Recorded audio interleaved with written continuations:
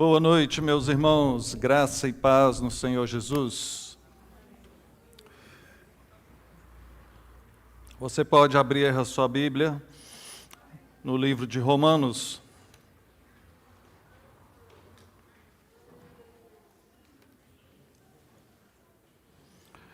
Romanos, no capítulo de número 16.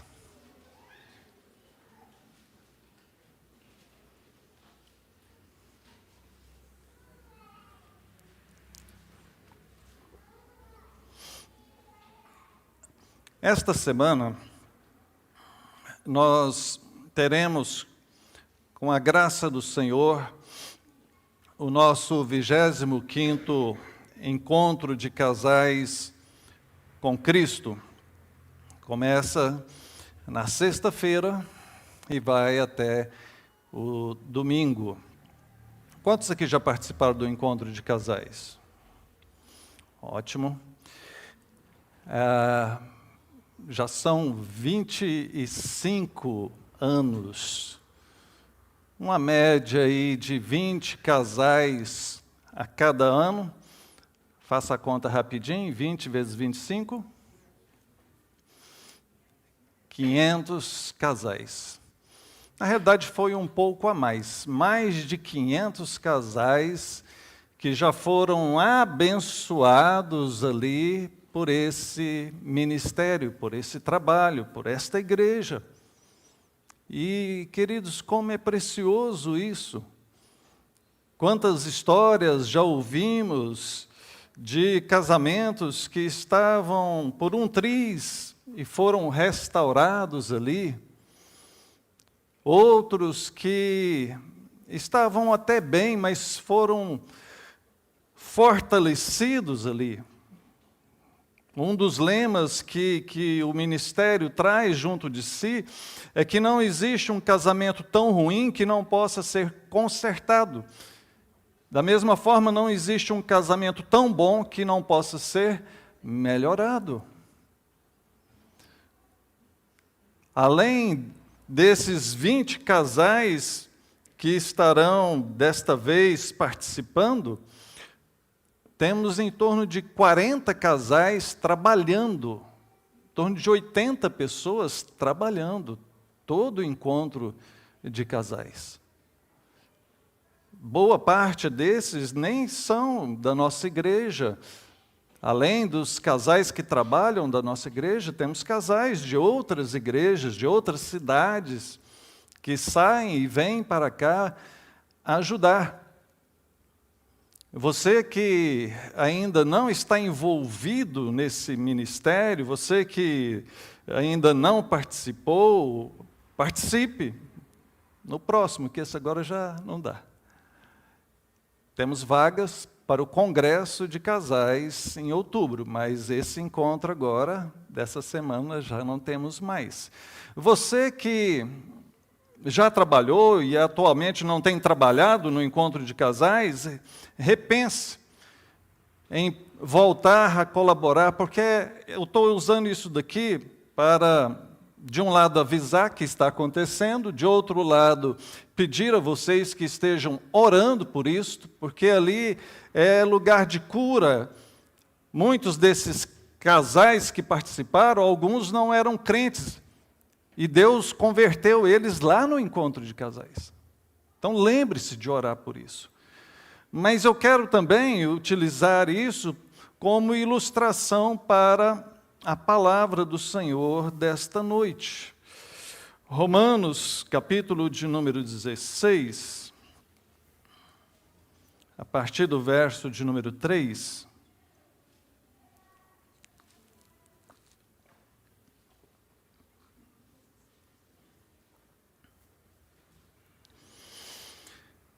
Saudai Priscila e Áquila, meus cooperadores em Cristo Jesus, os quais, pela minha vida, arriscaram a sua própria cabeça. E isto lhes agradeço, não somente eu, mas também todas as igrejas dos gentios. Saudai igualmente a igreja que se reúne na casa deles. Amém. Mantenha a sua Bíblia aberta e que Deus nos abençoe nessa meditação. Aqueles que são mais observadores vão se lembrar que eu já preguei nesse texto, preguei com um enfoque missionário e hoje gostaria de dar um enfoque mais familiar, pegando o sentido da família se envolvendo na obra de Deus na igreja local. Porque o fato é que todos nós estamos aqui, nesta igreja, Igreja Presbiteriana Filadélfia de Franca. Foi aqui que Deus te trouxe, é aqui que Deus tem te abençoado, é aqui que Deus tem te ensinado, te exortado, é aqui que Deus deseja também usar a sua vida como fonte de bênção para outras pessoas. Sabe, queridos, eu amo igreja. E não é porque eu sou pastor, não. Desde que o Senhor me converteu, eu não saio da igreja. Antes de ser pastor, eu ia na igreja todos os dias. Tinha uma programação, eu estava lá. Eu amo a igreja. A igreja ocupa um lugar central na nossa vida. O Senhor, sim, o Senhor, nada se compara a Ele. Eu estou comparando das coisas que nós vivenciamos no nosso dia a dia. Sabe, queridos, é aqui que nós experimentamos a bênção do Senhor, é aqui que somos fortalecidos, é aqui que crescemos espiritualmente, é na igreja onde experimentamos talvez as grandes emoções dessa vida, é o casamento, é trazer um filho para o batismo, é ver os filhos crescendo e começando a se envolver nas coisas do Senhor. Então, este casal aqui tem muito a nos ensinar. No contexto aqui, o apóstolo Paulo está falando sobre cooperação, sobre cooperadores. Ele cita aqui o nome de vários dos seus colaboradores, dos seus parceiros de ministério, daqueles que de alguma forma estavam envolvidos ali. Ao todo aqui ele cita o nome de 37 pessoas, algum não cita o nome, mas cita a pessoa. Você vai observar isso começando aí no verso de número 1, falando a respeito de Febe, até lá no verso 23, falando de Gaio, Erasto e Quarto. Ele cita todas essas pessoas que naquele momento eram cooperadores com ele na obra de Cristo. E todos nós somos chamados a cooperar, a envolvermos, de certa forma, no trabalho do Senhor. Isso é ser igreja. Estamos aqui como igreja, nos reunimos, comparecemos aqui semana após semana para adorar ao Senhor, prestar culto ao Senhor, para aprender da palavra dele na escola bíblica dominical, para orarmos e intercedermos junto com os irmãos na reunião de oração na terça-feira, para nos envolvermos com os diversos ministérios que a igreja tem, dando atenção para crianças, adolescentes, jovens, adultos, casais e assim por diante. Mas também nos reunimos aqui como esse corpo vivo de Cristo que está em missão e que dedica, então, ao cumprimento daquilo que o Senhor nos chamou.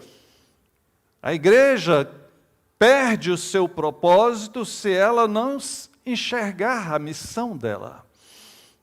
E você individualmente também, perderá o seu propósito se a sua vida cristã se limitar apenas a participar das programações. Tem programação, você vem. Vem, entra, senta, assiste, sai, vai embora, acabou, espera a próxima. Muito aquém daquilo que o Senhor deseja fazer na sua vida e fazer através da sua vida. Então, olhando para a história deste casal, nos fala a respeito da Prisca, que aqui é chamado de Priscila. Priscila é o diminutivo, né, da Prisca. Assim como a gente fala Adriana ou Adrianinha, a Prisca também é carinhosa chamada de Priscila. Então mostra que eles já eram casados, Priscila e Áquila, e eles foram expulsos no início dessa perseguição, porque embora sendo judeus, eles acreditaram na mensagem do Evangelho, e por isso também foram perseguidos em torno do ano 41.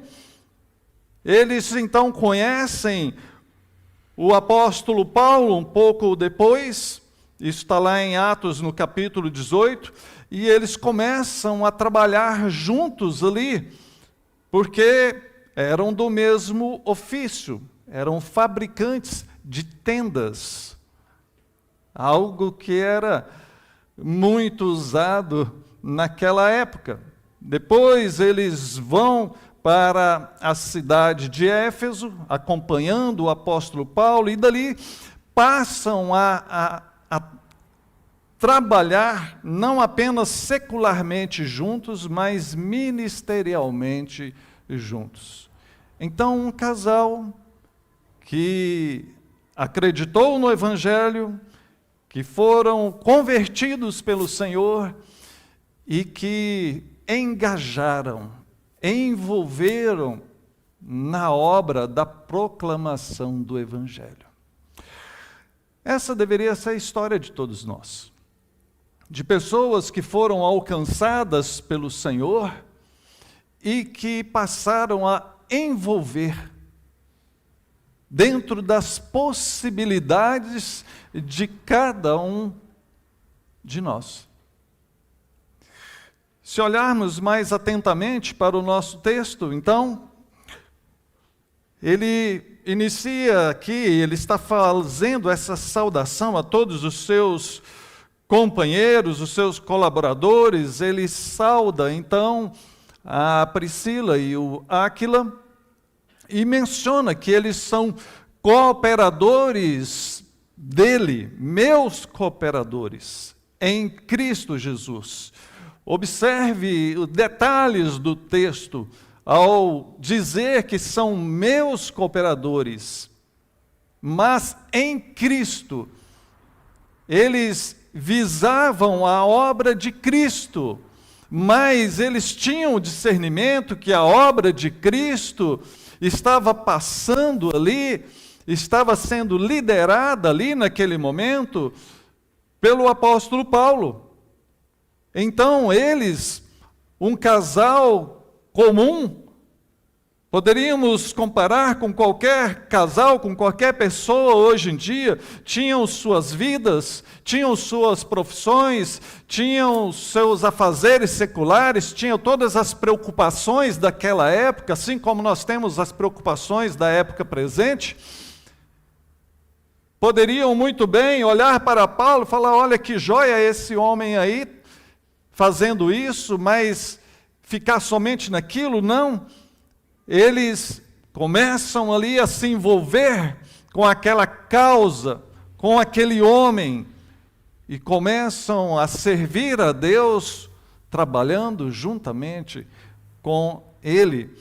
Quando falamos de cooperação, nós falamos de companheiros de trabalho, alguém que vai trabalhar junto, alguém que vai ajudar em uma tarefa. Você pode imaginar na igreja qualquer tarefa que seja feita. Se você chegar e se dispor a ajudar naquilo, você é um cooperador. Está trabalhando junto para o bem final daquilo que está sendo proposto.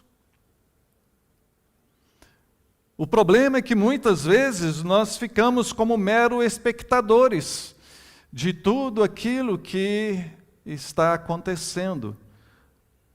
Olha, queridos, eu não quero ser um mero espectador, eu quero fazer parte da história. Faça parte da história também. Faça parte daquilo que está acontecendo. Você tem toda a oportunidade de participar disso, daquilo que Deus está fazendo, e Deus vai fazer, seja através de você, ou seja através de quem se dispor. Deus levantará as pessoas e realizará o que Ele já decretou. Agora nós temos a oportunidade, o grande privilégio de sermos cooperadores na obra de Cristo. A teologia chama isso de concursos divinos. Ou seja, o fato de que Deus usa pessoas como eu e você para sermos instrumentos na realização daquilo que Ele deseja fazer. Sim, Deus usa pessoas como nós. Por mais inexperiente que sejamos, Deus vai te capacitar na medida da sua disposição. Aqueles que se dispõem muito, muita bênção, muita capacitação do Senhor, irão receber. Veja, para eles não era algo tão simples assim. Eles precisaram dividir o seu tempo. Como já disse, tinham sua profissão. Quanto tempo levariam os dois trabalhando para poder fabricar, construir uma tenda naquela época, trabalhar todo o couro, preparar todas as coisas? Certamente não utilizaram da sobra do tempo que eles tinham, mas souberam ali ter a visão de reino, de dedicar parte do seu tempo, das suas forças, do seu conhecimento para servirem a Deus daquela forma. Me chama a atenção também o fato de que havia uma cumplicidade entre marido e esposa. Os dois aqui estão juntos, e o sentido do casamento é este. É marido e mulher que começam essa cooperação dentro do lar. Marido e esposa que não estão competindo um com o outro, mas os dois estão lutando no mesmo propósito. Cada um querendo ajudar o outro, projetar o outro. Sabe, querido, se você e sua esposa, você e seu marido, se vocês não conseguem se ajudar, dificilmente conseguirão ajudar na obra do Senhor. Há um princípio de Deus que começa pela vida particular, pelo coração de cada um, que passa pela nossa família, pelo nosso lar, e que então abrange depois a obra do Senhor, a igreja do Senhor. Então trate o seu coração, trate a sua família e se envolva na obra de Deus. Verso de número 4 diz que eles, pela vida dele, do apóstolo Paulo, arriscaram a sua própria cabeça. Correram um risco, sim, porque o apóstolo Paulo estava com a sentença de morte, estava sendo procurado, vivo ou morto, como sendo um traidor que antes era quem estava perseguindo os cristãos, e agora, ao invés de perseguir, ele se tornou cristão e se tornou um dos maiores proclamadores do cristianismo naquela época. Então, era visto como sendo um traidor e passou a ser caçado. E este casal deu guarita a ele, trouxe para junto, protegeu a vida dele, arriscando a sua própria cabeça, como aqui está escrito. Sabe, queridos, hoje há uma dificuldade muito grande, porque as pessoas não querem abrir mão de nada. Quando nós falamos de abnegação, nós falamos de ser desprendido, de conseguir abrir mão de algumas coisas. Você consegue abrir mão do seu sono de domingo de manhã para poder vir para a escola bíblica dominical, estudar a Bíblia? Eu já ouvi várias vezes: ah não, pastor, domingo é o único dia que eu tenho para dormir até mais tarde.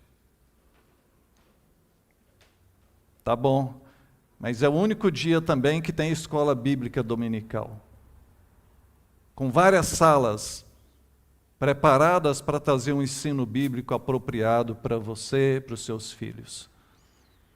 Quer dizer que dormir até mais tarde é mais importante do que estudar a Bíblia para você? É isso que você está dizendo? Nos falta, às vezes, essa abnegação, essa iniciativa, esse altruísmo de pensar não apenas no nosso bem particular, mas pensar no bem das outras pessoas, no bem do meu cônjuge, no bem dos meus filhos, no bem daquele amigo, daquele parente que eu posso também levar para a igreja. Pensar na causa principal. Sabe, queridos, a escola bíblica dominical está acabando em várias igrejas. Muitas igrejas evangélicas já não têm mais escola bíblica dominical. E nessas igrejas, se você for lá sondar, olha, por quê? Vou fazer um levantamento. Por que a sua igreja não tem mais escola bíblica dominical? Não foi porque um belo dia alguém falou assim: não, nós não vamos ter mais. Sabe por que não tem mais? Porque as pessoas pararam de ir, de estar presente, de frequentar. Então, quando você deixa de vir, você está sendo um incentivador para o fim da escola bíblica dominical. Ao contrário disso, quando você esforça, quando você abre mão do seu sono de manhã, no domingo, e vem, você está sendo um incentivador para que a igreja continue mantendo essa programação ativa. É motivante para nós, como professores, quando chegamos na sala e vemos ali a sala cheia. Então, ao olhar para esse casal, observamos uma atitude daqueles que não mediram esforços para a causa que estava diante deles. Diante deles estava ali o apóstolo Paulo, abrindo igrejas, proclamando o evangelho. O apóstolo Paulo diz que quer ir para Éfeso. Eles vão junto. Eles estão ali se envolvendo a tal ponto que não mediram esforços de mudar de cidade, não mediram esforços para dividir o seu sustento financeiro com ele. Porque, num primeiro momento, chamaram para trabalhar junto. Se está trabalhando junto, vai dividir os lucros juntos. Posteriormente, eles começam a sustentar o ministério dele, porque ele vai para outras cidades, fazendo aquelas viagens missionárias que nós encontramos aqui, e eles continuam ali, exercendo o ministério deles, enviando sustento para o apóstolo Paulo. O envolvimento deles vai muito além. O presbítero Vitor falou ainda há pouco a respeito da questão financeira, de dízimos e ofertas. Sabe, queridos, você faz parte desta igreja. Não te incomoda olhar para essas paredes rebocadas e pensar que está faltando uma boa pintura, um acabamento? É aqui que você vem toda semana, é aqui que você é abençoado por Deus, é aqui a sua família da fé, é aqui a sua igreja onde o Senhor te colocou. Boa parte dos membros da Filadélfia não são dizimistas, não se envolvem com a questão financeira da igreja. São membros que participam das programações, mas não querem participar das questões financeiras, das despesas, dos custos. Às vezes não sabem, não observam nem o que está acontecendo. Olha para esse casal, meu irmão, minha irmã. Vocês acham que eles passaram dificuldades por envolverem com a obra do Senhor? Por se arriscarem no trabalho missionário? Não, o Senhor os protegeu, o Senhor supriu a necessidade deles, e o Senhor usou eles de uma maneira tremenda. Por fim, ainda observo um terceiro aspecto aqui, no verso de número 5, diz: saudai igualmente a igreja que se reúne na casa deles. Havia ali na casa deles uma igreja nascente, um ponto de pregação. Ali estava reunido um grupo de irmãos. E quando fala dessa igreja que se reúne na casa deles, pressupõe que eram reuniões frequentes. Constantemente eles estavam ali, juntos, louvando a Deus, adorando a Deus, cultuando a Deus, meditando nas Escrituras. Nos falta, às vezes, essa hospitalidade, essa disposição de abrir a nossa casa para ser um lugar de bênção para o reino do Senhor.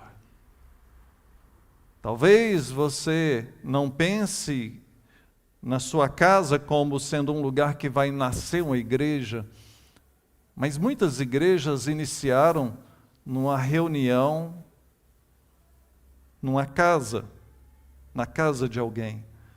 Mas você pode abrir a sua casa para um grupo familiar, um pequeno grupo.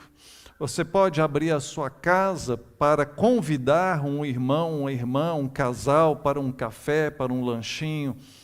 E ali vocês terem um momento de oração, um momento de comunhão. Você consegue perceber a grandiosidade de algo tão simples?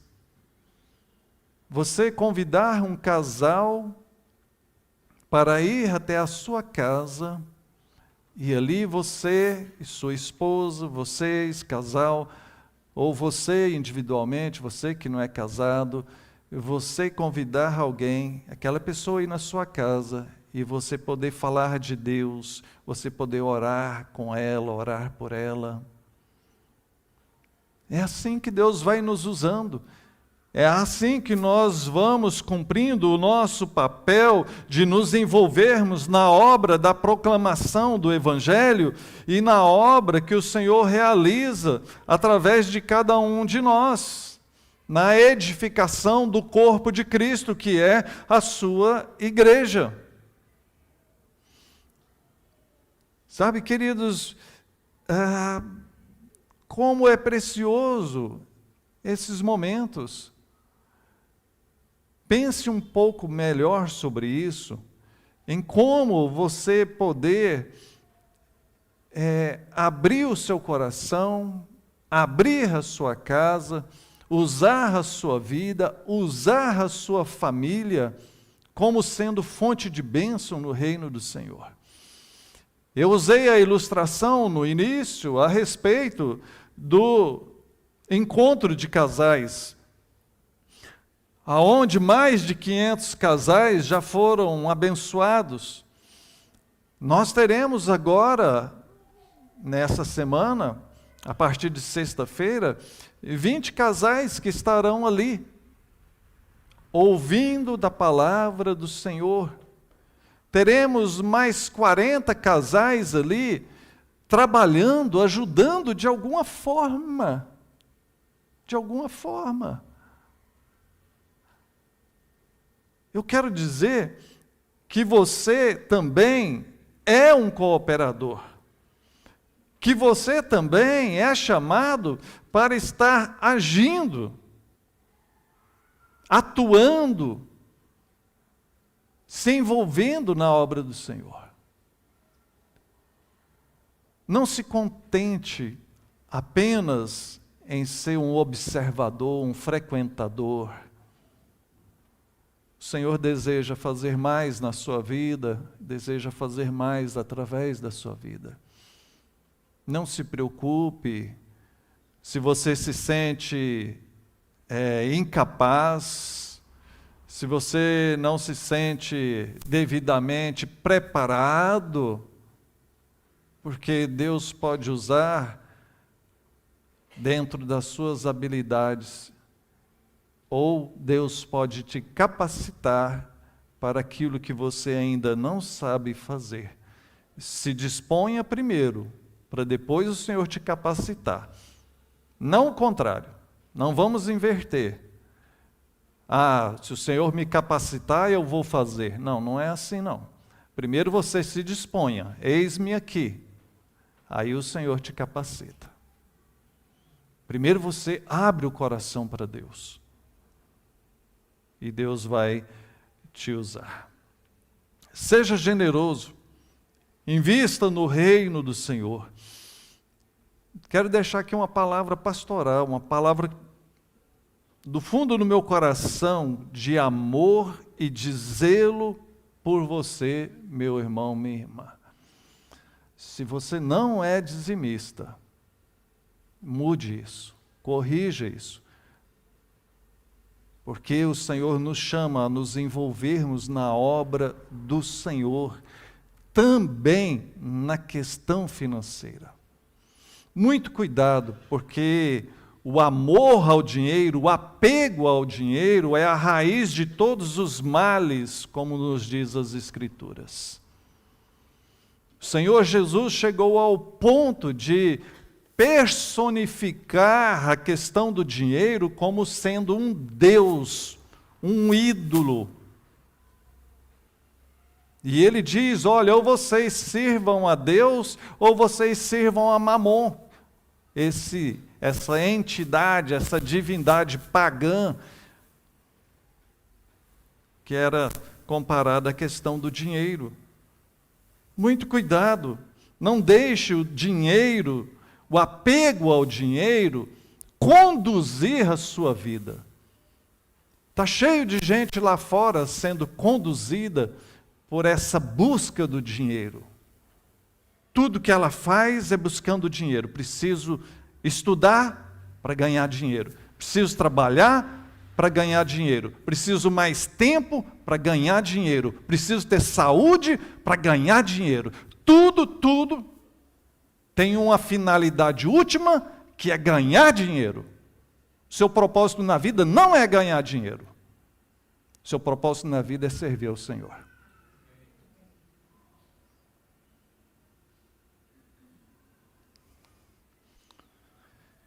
Por fim, seja hospitaleiro.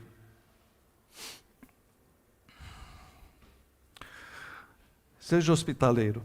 Abra a sua casa para a evangelização e para o discipulado. Queridos, esse pequeno reino particular, que é a sua casa, na verdade, ela pertence a Deus. Deus te deu aquilo. Tudo que você tem não pertence a você, pertence a Deus. E Deus está te dando para você cuidar e usar com sabedoria e em favor do reino dele. Utilize da forma certa aquilo que Deus tem te dado. Sua vida, sua saúde, sua inteligência, seu trabalho, seu dinheiro, sua família, sua casa, seu carro, seu tempo. Que tudo realmente seja para honra e glória do Senhor. Que Ele nos abençoe. Vamos orar? Pai, bendito seja o Senhor. Nós pedimos a Ti o perdão se em algum momento da nossa caminhada nós não estamos agindo dessa forma. Nós Te louvamos, ó Deus, pela vida de Priscila e Áquila. Te louvamos pela vida do apóstolo Paulo. Te louvamos por todos os homens e mulheres que o Senhor tem abençoado ao longo desta vida. E te louvamos porque eles têm servido ao Senhor, usado tudo que o Senhor tem dado em prol do teu reino. Eis-nos aqui, ó Pai, nos usa também. Tudo que temos, tudo que somos, consagramos para o teu louvor, Pai. Dá a cada um aqui discernimento e sabedoria nesse ponto. Que a tua graça, a tua bênção seja sobre esta igreja, seja sobre esse encontro de casais, seja sobre todos os demais eventos que formos fazer. Que o Senhor desperte uma igreja operosa, dedicada, envolvente, e que possamos ainda fazer muito, ó Deus, para o teu reino. Que assim seja, em nome de Jesus. Amém. Graças a Deus. Presbítero Vitor, por favor.